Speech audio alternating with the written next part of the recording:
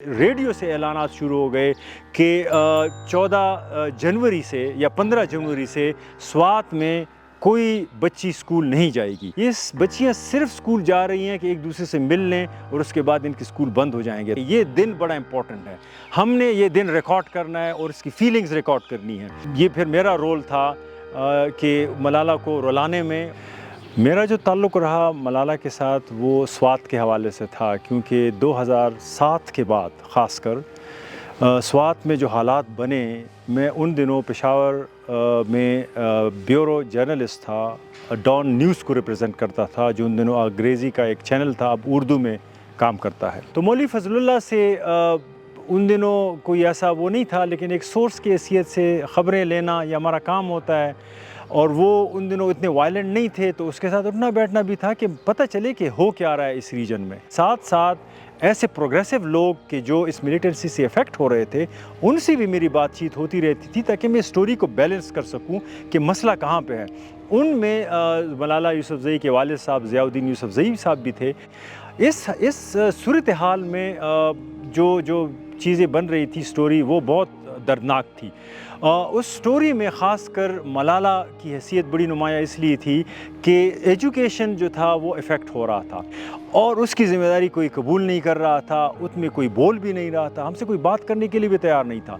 इतने में यूसुफ़ज़ई साहब से मेरी बात होती थी उसमें, तो उसने मुझे कहा कि आपको कोई इशू है, बोलने का कोई मसला है तो मैं तैयार हूँ, या मेरी बेटी है वो बात करना। तो पहली दफ़ा फिर मलाला यूसुफ़ज़ई से इस तरह मेरी मुलाकात हुई, स्वात की स्टोरी को प्रोजेक्ट करने के हवाले से।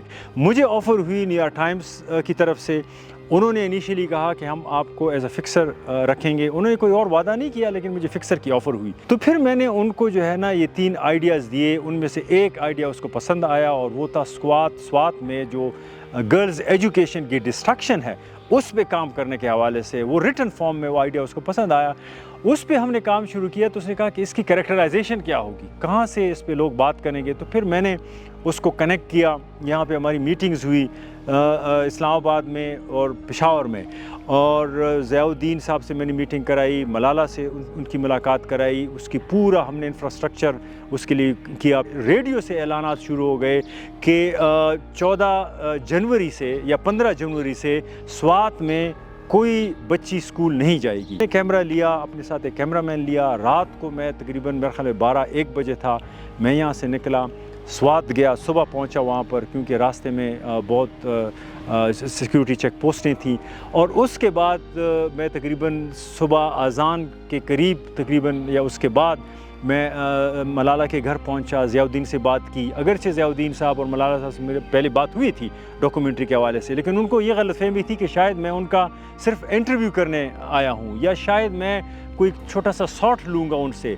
लेकिन जब मुझसे मेरी बात हुई कि मैंने तो डॉक्यूमेंट्री बनानी है, तो उसके लिए वो तैयार नहीं थे।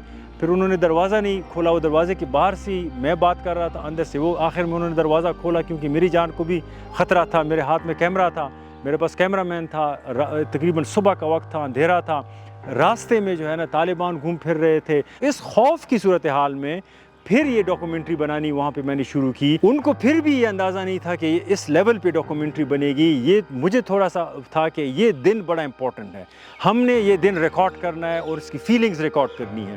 तो जो घर में शूटिंग हुई, तो उनका ख्याल था कि अब ये ख़त्म हो जाएगी। मैंने उससे रिक्वेस्ट की कि अब आपके स्कूल में भी हमने जाना है, वहाँ बच्चियाँ। तो उन्होंने कहा कि स्कूल तो आज से बंद होंगे, ये बच्चियाँ सिर्फ स्कूल जा रही हैं कि एक दूसरे से मिल लें और उसके बाद इनके स्कूल बंद हो जाएंगे। तो मैंने कहा मुझे यही रिकॉर्ड करना है आपके स्कूल में। इंटरव्यू में चूँकि मलाला से वो कुछ चीज़ें अंग्रेज़ी में पूछ रहे थे और उसकी अंग्रेज़ी उतनी अच्छी नहीं थी, कुछ चीज़ें मुझे समझानी पड़ रही थी, तो इसलिए फिर मैंने ये फिर मेरा रोल था कि मलाला को रुलाने में। और लेकिन ये न्यूयॉर्क टाइम्स की भी ख्वाहिश थी, क्योंकि ये डॉक्यूमेंट्री की डिमांड उनको लग रही थी। लेकिन क्या ये जर्नलिज़म में जायज़ था, नहीं था, इस पे बहुत से सवाल हो सकते हैं। उसी पे मैंने किताब भी लिखी, मैंने अपने उसको एक्सेप्ट भी किया। मैं उसके स्कूल के बारे में सवालात पूछ रहा था, लेकिन उसके साथ साथ मुझे जो ख़्याल आया वो मलाला के वालिद साहब थे। चूँकि मलाला का ताल्लुक़ अपने वालिद साहब के साथ बहुत करीबी रहा है, तो मुझे याद है कि मैंने उससे पूछा कि तालिबान के दौर में स्कूल तो बंद हैं ही, लेकिन फैमिलीज़ और आपके ख़ानदान को भी ख़तरा है। तो अगर किसी दिन तालिबान आपके लिए आएँ, स्कूल तो बंद करें ही, लेकिन आपके वालिद साहब जो उसी स्कूल को चला रहे हैं और उसके प्राइवेट स्कूल एसोसिएशन के सेक्रेटरी हैं या स्पोक्समैन हैं, अगर वो उसको भी ढूंढने की कोशिश करें तो आपका क्या रिएक्शन होगा? तो उन्होंने कहा कि मैं अपने वालिद साहब को कबर्ड में बंद कर दूंगी कि वो उसको मिलिटेंट्स या तालिबान देख ना पाए।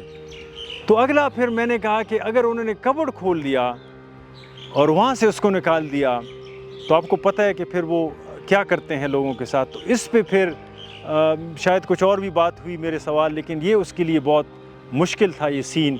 तो उस पे उसके आंसू जो है ना वो शुरू हो गए और ये कैश मोमेंट था न्यूयॉर्क टाइम्स के लिए। शायद मेरे लिए भी था, लेकिन बाद में मेरे लिए बड़ा भारी साबित हुआ